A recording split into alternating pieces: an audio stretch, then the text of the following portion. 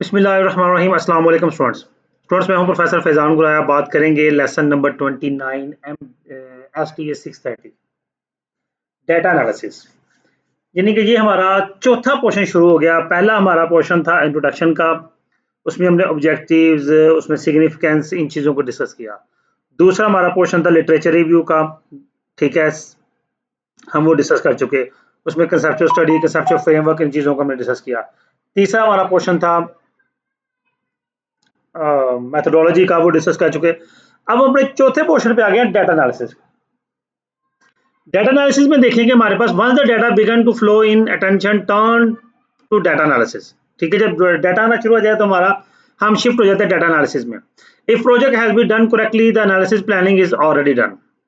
अगर प्रोजेक्ट आपका ठीक चल रहा है तो उसका मतलब आप डाटा एनालिसिस की प्लानिंग जो है वो पहले से कर चुके हैं, क्योंकि मेथोडोलॉजी में हम ये हर चीज़ बताते हैं। हमारा सैंपल साइज क्या होगा, सैम्पलिंग टेक्निक क्या होगी, सैम्पलिंग फ्रेमवर्क क्या होगा, फिर हम ये बता देते हैं कि हमने किन टूल्स को यूज़ करना है, किस तरह डाटा कलेक्शन करनी है, किस तरीके से कलेक्ट करने हैं, फिर किन टूल्स को यूज़ करके डाटा को एनालिसिस करना है। ये सारी चीज़ें हम पीछे बात कर चुके हैं। During next stage, several interrelated procedures are performed to summarize and rearrange the data. अब कई इंटरलेटेड प्रोग्राम्स हम एक्टिविटीज परफॉर्म करते हैं डाटा को रीअरेंज करने के लिए।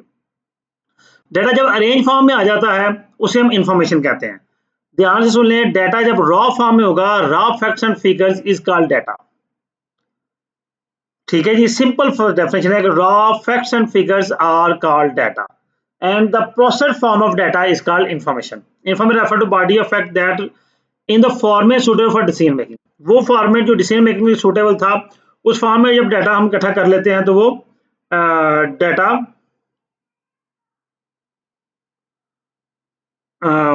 नेक्स्ट हमारा आ जाता है। उसके बाद हमारे पास आ गया editing. Editing is the process of checking and adjusting the data for omissions and legibility।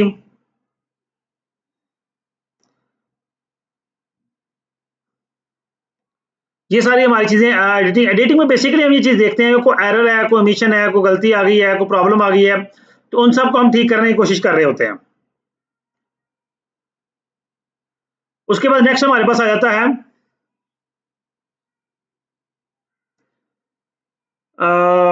Field editing. Field editing क्या है? In large project field supervisors are often responsible for conducting preliminary field edits.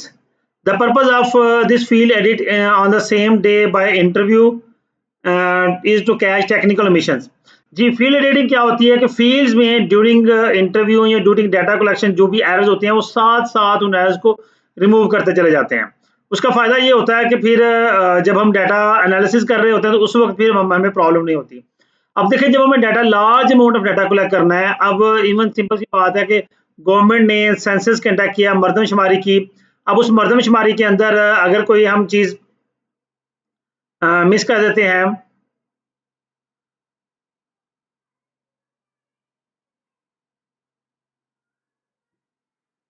हम अगर कोई चीज़ miss कर देते हैं, ठीक है, तो एट द एंड जब सारा डाटा इकट्ठा हो गया तो उस वक्त उसको सॉर्ट आउट करना बड़ा मुश्किल हो जाता है।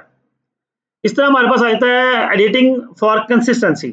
The in-house editor task is to ensure that inconsistent and contradictory responses are adjusted and that answers will not be problem for coders and keyboard punchers। जी, जब कंसिस्टेंट एडिटिंग साथ साथ हुई है तो अब हमारा डाटा जो है इनकंसिस्टेंट नहीं है, फिर भी हम देख लेते हैं कहीं इनकंसिस्टेंसी है तो हम उसको रिमूव कर लेते हैं। ठीक है जी। उसके बाद है एडिटिंग ऑफ इनकम्प्लीटनेस। जो इनकम्प्लीट डाटा है, in some cases respondent may have answered only second portion of two part question. यानी कि आधा आंसर होता है, आधा नहीं होता। And in house editor may have the adjust the answer to the following question for completeness. In house editor वही है कि जब साथ साथ डाटा कलेक्ट हो रहा है तो वो डाटा को परफॉर्म कर रहा है। Item non response. अब कुछ आइटम्स पे रिस्पॉन्स नहीं आता, तो अब सूटेबली देख लेते हैं कि क्या रिस्पॉन्स इसका हो सकता है। It is a technical term for the answer. अच्छा, ये रिस्पॉन्स का मतलब ये है कि देखिए क्वेश्चन फिल करवा रहे थे, कोई एक क्वेश्चन जो है उसका आंसर नहीं हुआ।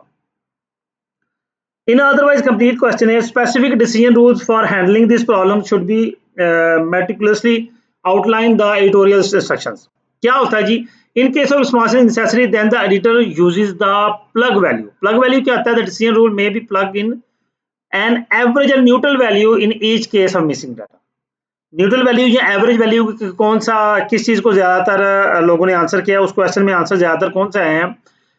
फर्ज करते हैं हम लिकर्स के यूज़ कर रहे हैं, हम strongly disagree, agree, neutral, strongly disagree, disagree, neutral, agree और स्ट्रांगली एग्री, ये 5 यूज़ कर रहे हैं। और हम देखते हैं कि इस पर्टिकुलर क्वेश्चन में ज़्यादातर लोगों ने एग्री और स्ट्रांगली एग्री पे क्लिक किया है या मार्क किया है, तो इसका मतलब हम एग्री या एग्री को हम मार्क कर देंगे। ये होता है plug value. The editor must also decide whether or not the entire question is usable. Editor ये चीज देखता है कि क्या एंटायर क्वेश्चन है यूजेबल भी है कि नहीं। अगर तो 20 मोर देन 25% आंसर्स मिसिंग है तो वो हमारे लिए यूजेबल नहीं होता क्वेश्चन है, हम उसको इग्नोर कर देते हैं। नेक्स्ट है coding. Coding involves assigning numbers or other symbols to answer, so responses can be group into limited number of classes and categories. अब इसमें क्या होता है कि हम डाटा को क्लासीफाई कर रहे होते हैं, ठीक है, थ्रू मुख्तलिफ टेक्निक्स को यूज करते हुए। अब इसमें देखें, a field is a collection of characters. एक फील्ड जो होती है वो कैरेक्टर्स को कलेक्शन ऑफ कैरेक्टर्स होती है। Record is related field, collection of related field. एक जैसे फील्ड को जब हम इकट्ठा करते हैं वो रिकॉर्ड कहलाता है, और मल्टीपल रिकॉर्ड्स को इकट्ठा करेंगे तो फाइल कहलाएगी। According to set of rules stated that certain number are assigned to variable attributes. For example, a researcher codes male as 1 and female as 2. Each category of variable and missing information needs a code. A code book is a document describing the code procedure and location of data for variables in format that computers can use. ये code book ये basically computer की अपनी coding है, computer किस तरह से उसको data को परफॉर्म कर रहा होता है, किस तरह उसको कोडिंग कर रहा है, किस तरह कोड असाइन कर रहा है एंड सो ऑन। आगे खैर इतनी चीजें इंपॉर्टेंट नहीं है। अच्छा, coding category should also be mutually exclusive and independent. जो कोडिंग कैटेगरीज होती हैं वो मोस्टली जो है इंडिपेंडेंट और म्यूचुअली एक्सक्लूसिव होती हैं। म्यूचुअली एक्सक्लूसिव यही होता है कि जो दो या दो से ज्यादा वेरिएबल आपस में इंडिपेंडेंट हो, या जो प्रोजेक्ट्स आपस में इंडिपेंडेंट हो, तो उन्हें म्यूचुअली एक्सक्लूसिव कहते हैं।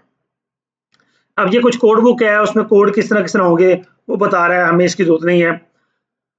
Production coding, transforming the data from questionnaire or data collection from form after data has been collected as is called production coding। जी, जब हम डाटा क्वेश्चनेयर की फॉर्म में या जिस फॉर्म में हमने कलेक्ट किया है और अब हम उसको कोडिंग करने लगे हैं, ठीक है, तो उस प्रोसीजर को हम प्रोडक्शन कोडिंग कहते हैं। फिर हमारे पास आ गया data entries. Use of scanner sheets for data collection में facilitates the entry of responses directly into the computer without manual keying in the data. जी, हम स्कैनर शीट डाटा एंट्री के लिए कई तरह की चीजें यूज करते हैं, मैनुअली एंटर करते हैं, या ऑप्टिमल मार्क रेगुलेशन जो शीट होती है हम उसको करते हैं, उसके लिए डाटा एंटर कर रहे होते हैं। ऑप्टिकल स्कैनिंग सिस्टम यूज करते हैं, कई तरह की चीजें यूज करते हैं। जब हम डाटा एंटर कर चुके फिर हम उसकी क्लीनिंग करते हैं। क्लीनिंग क्या होता है? Final stage of coding process is error checking और वेरिफिकेशन। हम उसकी एरर चेकिंग करेंगे, वेरिफिकेशन करेंगे, देखेंगे कि डाटा एक्यूरेट है, कहीं को मिस्टेक है तो उसको रिमूव करेंगे ताकि डाटा जो फाइनली हम यूज कर सकें। नेक्स्ट हमारा लेसन नंबर 30 है डाटा ट्रांसफॉर्मेशन। ये इंशाल्लाह नेक्स्ट क्लास में डिस्कस करेंगे। जी स्टूडेंट्स, उम्मीद करता हूँ ये लेक्चर आपके लिए अंडरस्टैंडिंग होगा। वीडियो को लाइक कीजिएगा, कमेंट कीजिएगा, अपना बहुत सा ख्याल रखिएगा। अल्लाह हाफिज।